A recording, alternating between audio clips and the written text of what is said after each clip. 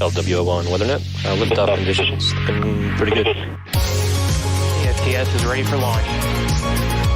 Ignition. Liftoff. Falcon 9 has cleared the tower.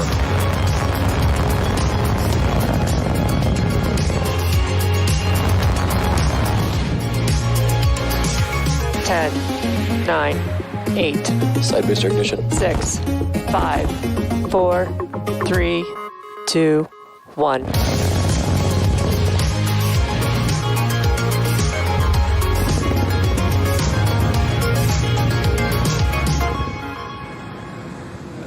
Good morning. It's Sunday, October 18th, and you're looking at a live view of Falcon 9 as it awaits its 8:25 a.m. Eastern Time launch from Pad 39A at Kennedy Space Center.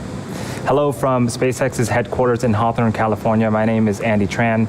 I'm a production supervisor here at SpaceX. You're watching a live webcast of our 14th Starlink mission. It's also our 18th mission this year. To date, we've launched more than 750 Starlink satellites to orbit.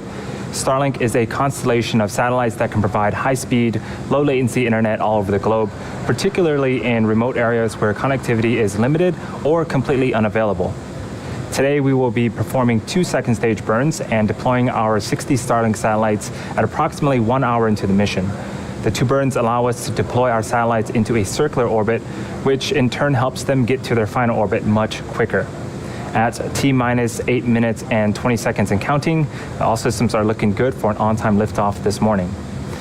If we, for some reason, are not able to launch today, our next earliest opportunity will be on Tuesday morning. Now let's talk a little bit more about the vehicle. On screen is a flight-proven Falcon 9. The 2-stage Falcon 9 vehicle stands at 229 feet tall, or slightly taller than a 21-story building. It's equipped with 10 Merlin engines, 9 on the first stage and 1 on the second stage. The bottom 2/3 of the vehicle is the first stage. You can see that we have some residual soot markings left on there. That is a key indicator that this rocket has supported previous launches. The first stage's job is to accelerate the vehicle through the Earth's atmosphere into space with the help of the 9 Merlin engines at the base of the rocket. For this particular booster, it will be flying for the 6th time today. Its first mission was in March of 2019 on our first commercial crew demonstration mission, and then again on RADARSAT 3 months later. It also supported 3 Starlink missions this year, with the most recent being our 10th Starlink mission in August. We will also be attempting to recover the first stage on our drone ship, Of Course I Still Love You. There is a shot of it right there in the Atlantic Ocean. Our first stage is designed to be reflown 10 or more times with minimal refurbishment in between, and it's the 16th time we'll be flying a flight-proven booster this year, and the 44th time we're doing so to date. Moving on up the vehicle, on top of the first stage is the black carbon fiber inner stage. It houses pneumatic pushers that allow the first and second stage to separate during flight. Above the inner stage is the second stage, which has a single Merlin vacuum engine. We also refer to the Merlin vacuum engine as MVAC engine for short. Once the first and second stages separate about 2.5 minutes into the mission, the MVAC engine will ignite and carry the Starlink satellites into a circular orbit around the Earth.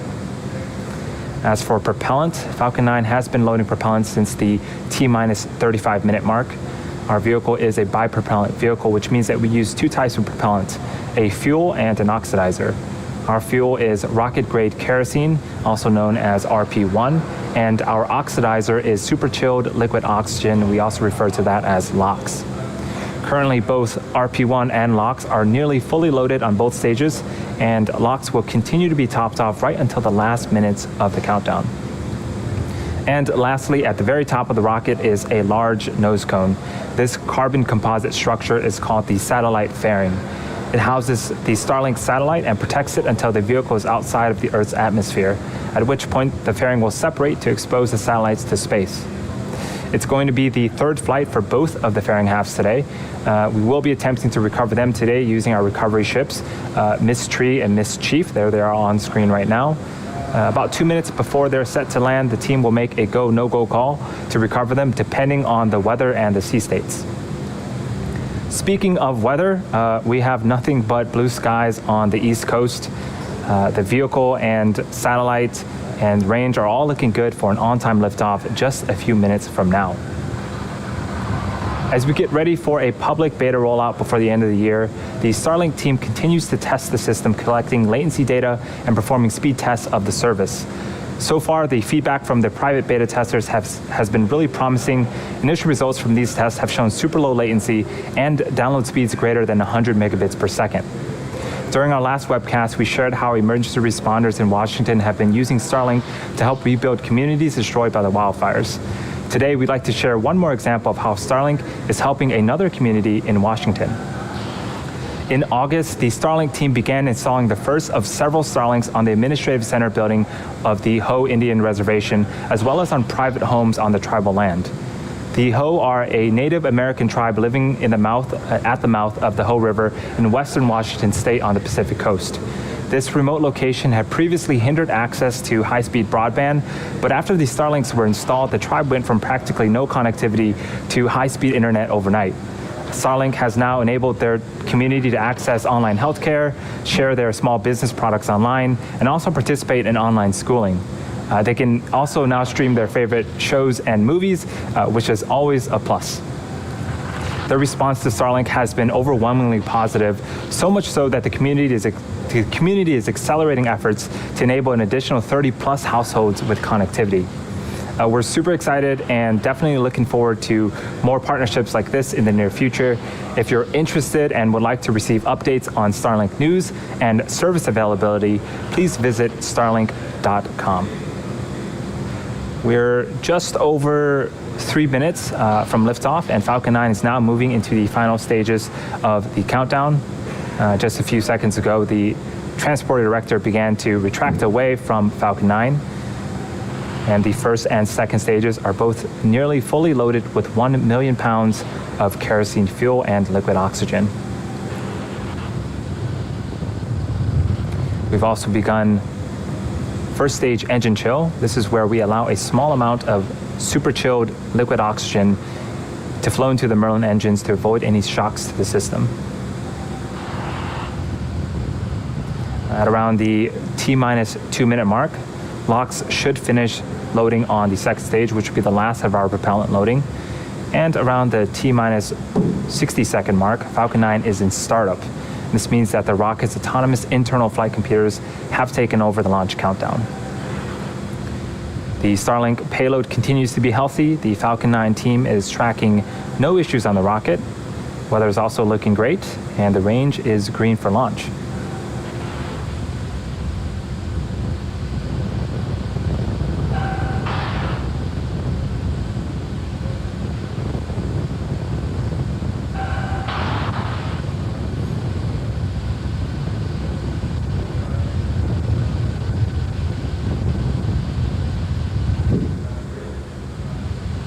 You can start to see that we're venting the super chilled liquid oxygen. In a few moments, we should start to see clouds formed around Falcon 9, and if we do, that is normal and completely expected for us. That is where the super chilled liquid oxygen meets the ambient warmer air of Florida and starts to condense. It looks like we finished LOX loading.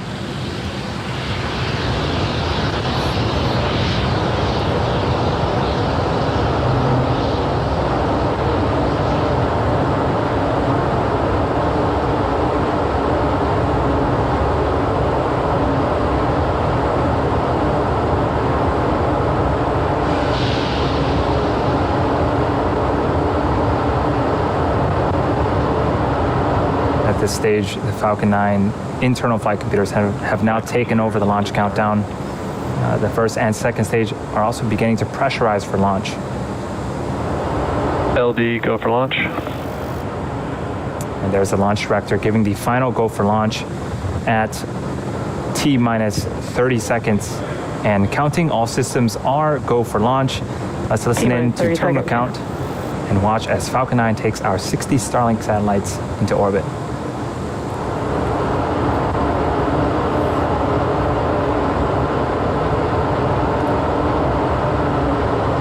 T-minus 15 seconds.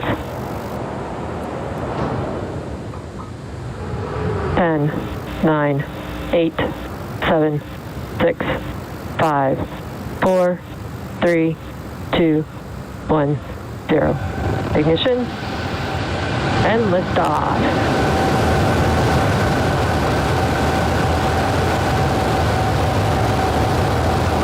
Vehicles pitching downrange.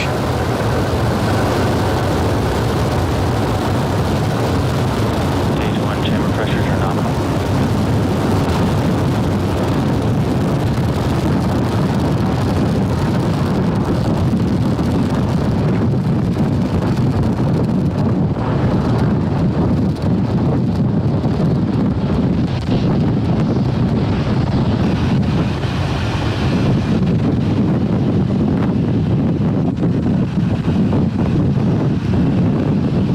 Falcon 9 has successfully lifted off from Pad 39A at Kennedy Space Center, carrying our Starlink payload to its targeted drop-off orbit. Moments ago, we've begun to throttle down our engines on the first stage in preparation for Max Q. Max Q is where the vehicle will experience the highest amount of aerodynamic pressure.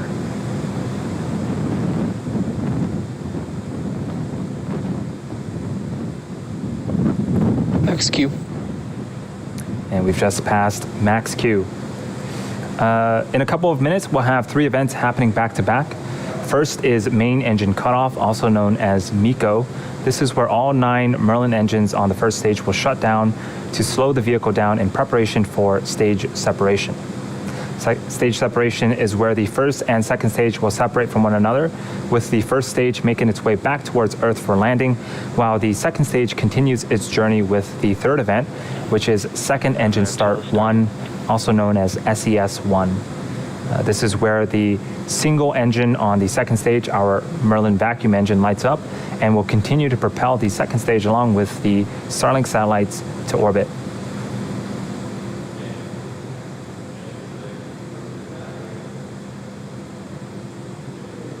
We're about 25 seconds away from main engine cutoff. Got some really cool footage of Falcon 9 right now.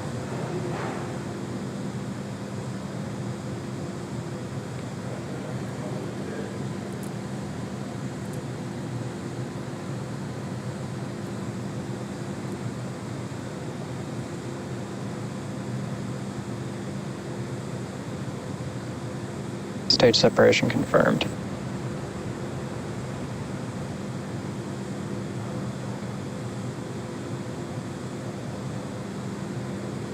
All right, we had successful main engine cutoff, stage separation, and our second stage engine is now up on power on the right-hand side of your screen. Again, on the left-hand side of the screen is our first stage. It's going to make its way back to Earth to attempt landing for the 6th time on our drone ship in the Atlantic Ocean.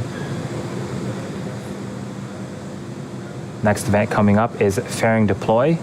It should happen just a few seconds from now.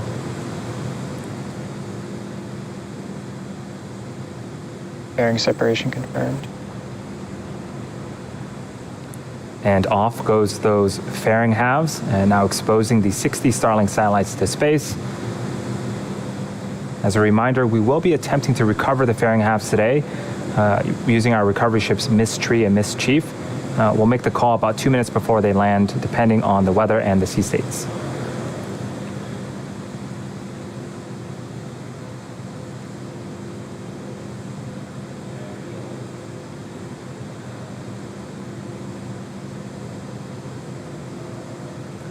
We're just over T plus 4 minutes to flight, and as the second stage heads towards its targeted drop-off orbit, the first stage will execute 2 burns in order to make its way back towards Earth. The first stage is what you see on the left-hand side of your screen.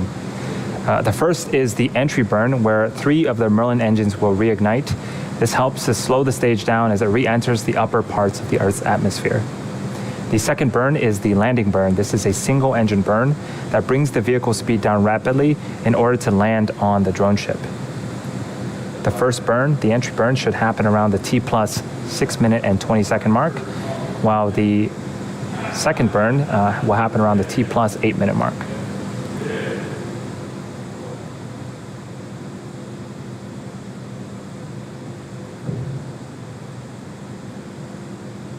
You can also see that our hypersonic grid fins have deployed on the first stage. Those are the honeycomb-like structures that you see on screen. Vehicles on a nominal trajectory.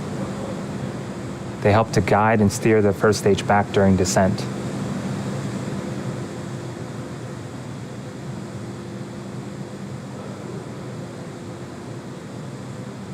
Now the satellites on the second stage, we're sending 60 more up there to join the existing 750. So after today's mission, we'll have 800 Starlink satellites up there. The satellites will stay powered down until after stage separation, until after they separate from the second stage.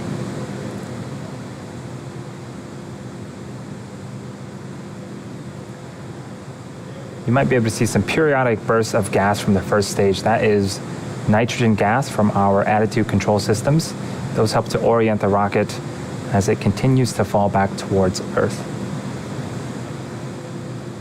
And we're just about 20 seconds away from the first of two burns, first stage entry burn.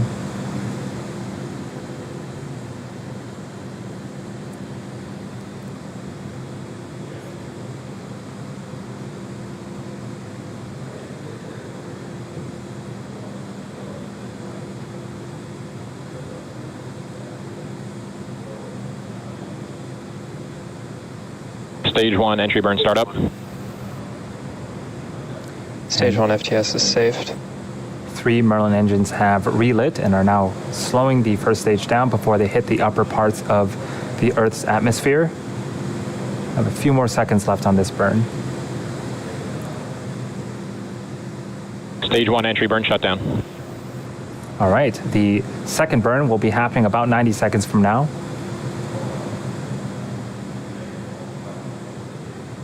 Everything's looking great on our second stage. The view is of the Merlin vacuum engine and its thrust cone. That engine can produce over 220,000 pounds of thrust in a vacuum.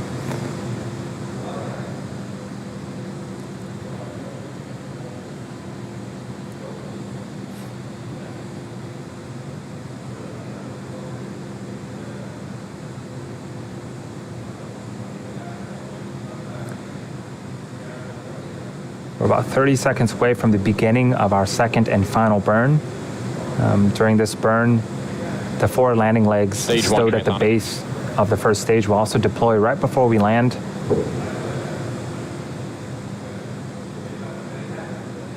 This final burn should last about 22 seconds. Let's see if we can land this first stage for the 6th time.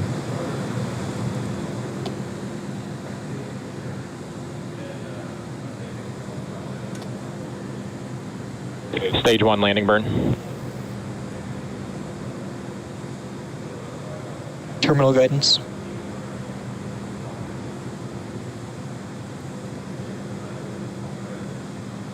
There's a view of our drone ship. Landing leg deploy.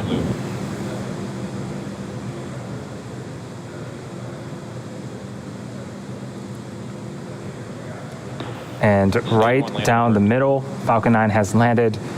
This particular booster has landed for the 6th time. This marks our 62nd successful recovery of a Falcon 9 first stage, and the 32nd time we've landed on this particular drone ship. Of course, I still love you.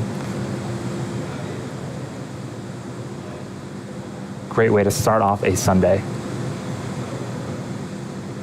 So now for the second stage, we're waiting for second engine cutoff before entering a coast phase. Eco confirmed. Expected loss of signal, Cape.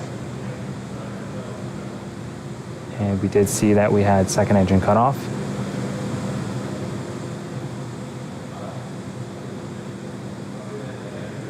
Waiting for callouts of good orbit. Insertion. And we did get call out for a nominal insertion. Now the second stage is going to coast in this orbit for approximately the next 30 minutes. We're going to take a short break, but leave you with an animation that shows you where we're at in the coast phase. We'll see you back here at the T plus 43-minute mark for the relight of our second stage.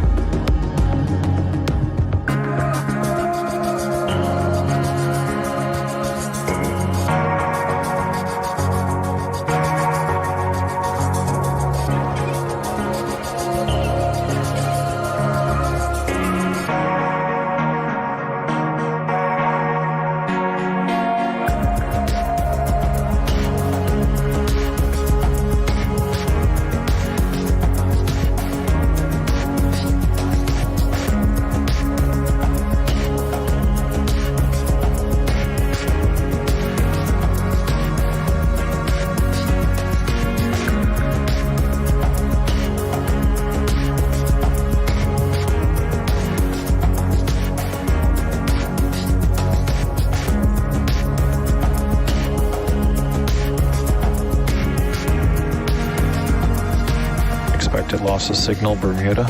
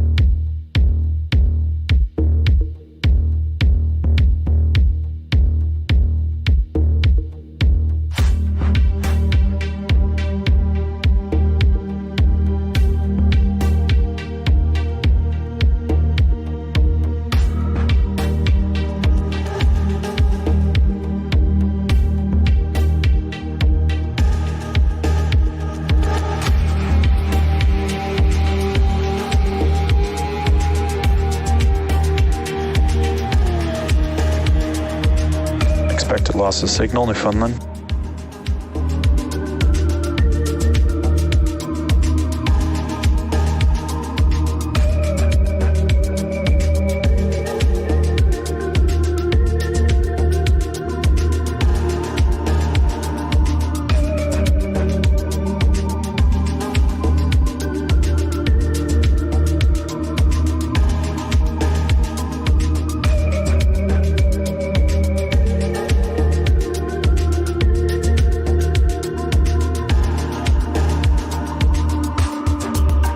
Acquisition of signal, Goon Heli.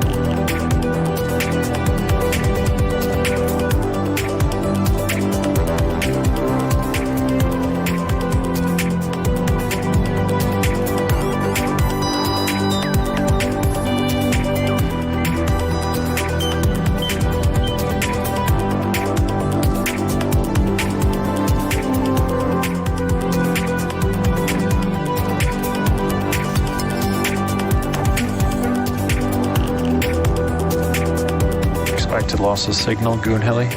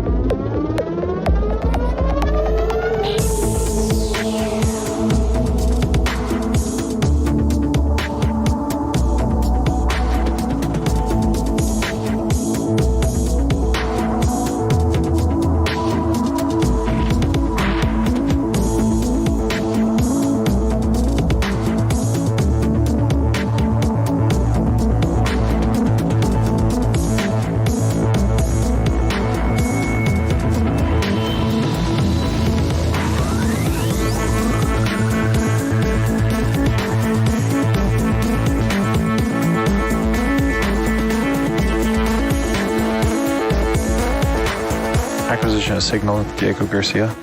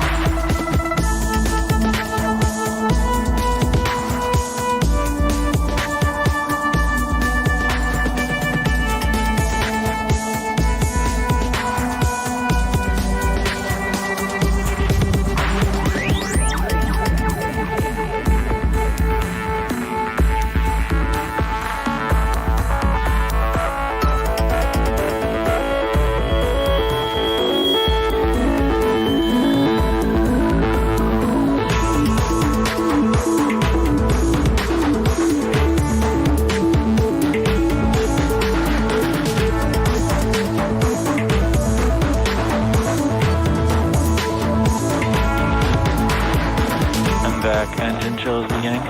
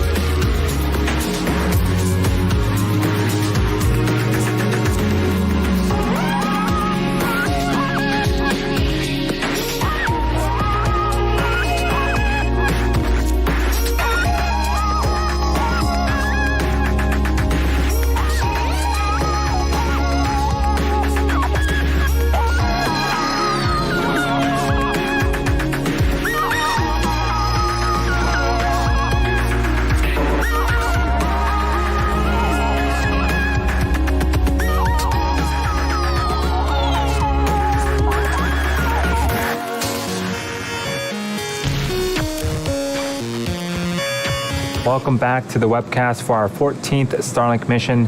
If you're just joining us, we had successful liftoff of Falcon 9 from Pad 39A at Kennedy Space Center. We were able to recover our first stage on our drone ship in the Atlantic Ocean and successfully enter our first coast phase. We're now waiting on the relight of our second stage MVAC engine. That should occur in the next few seconds. This burn is a very short one, lasting just about 2 seconds.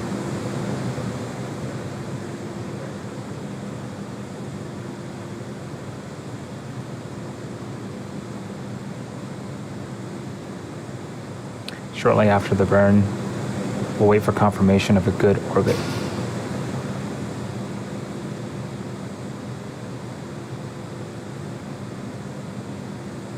Restart ignition confirmed.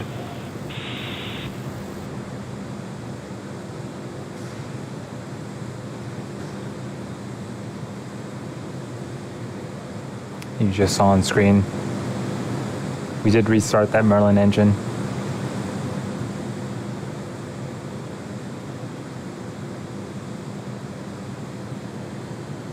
Nominal orbit insertion.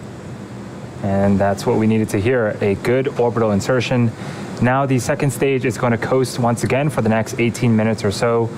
During this time, it will start to spin along its central axis, giving the Starlink satellites the momentum they need to space themselves out after deploying. We'll see you back here around the T plus 1 hour and 2 minute mark.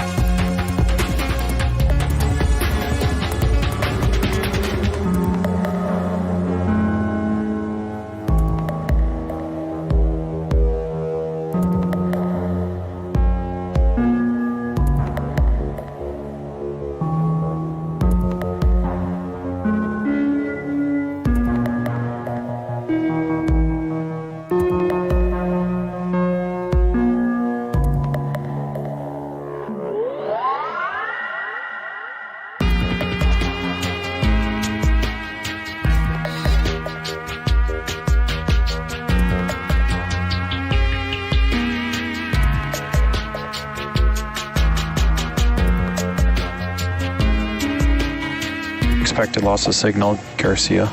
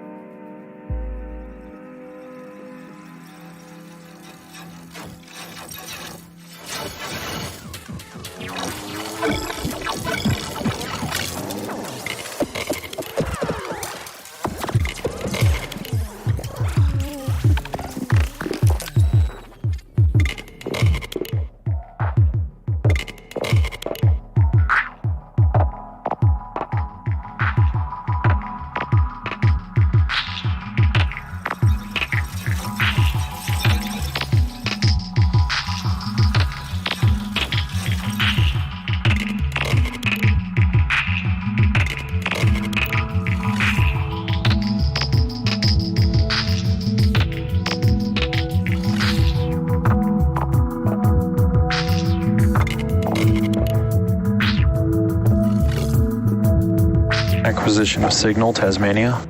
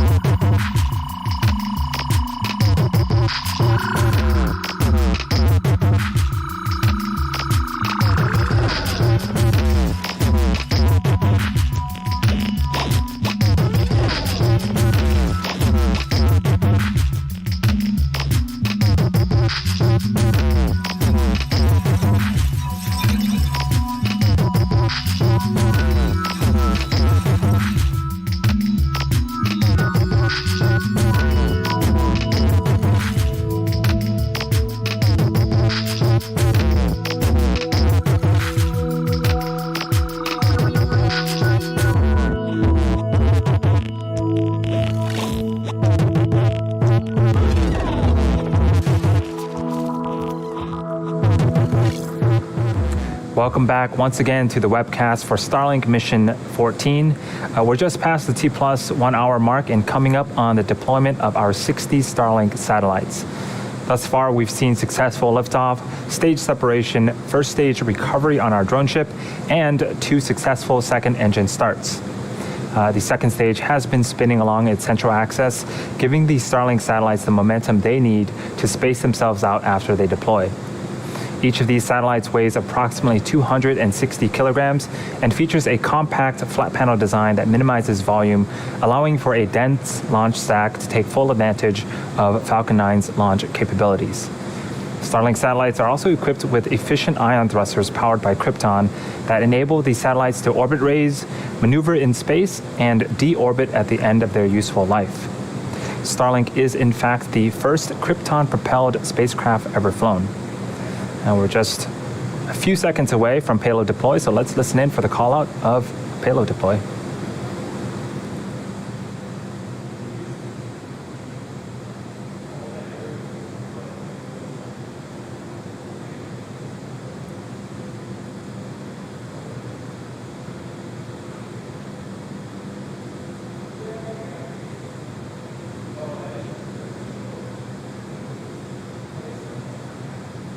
Starlink deploy confirmed. And now you can see on screen these satellites are slowly separating from the second stage. Shortly they will deploy their solar arrays and over the next few weeks distance themselves from one another and use their onboard ion thrusters to make their way to their operational orbit. That's a very cool shot. A quick update on fairing catches. It looks like we had a good catch on both fairing halves, but the corner of the net on Mist Tree didn't hold up and gave way. We didn't have any impacts to the recovery team personnel, so we'll bring them back and see if we can use them on a future flight. And with that, we'll be bringing our webcast to a close. Thank you to the Range and Federal Aviation Administration for supporting today's mission. Again, if you are interested in getting future news about our Starlink service, head on over to starlink.com and sign up for updates. Thanks for tuning in, and have a great rest of the Sunday, everyone.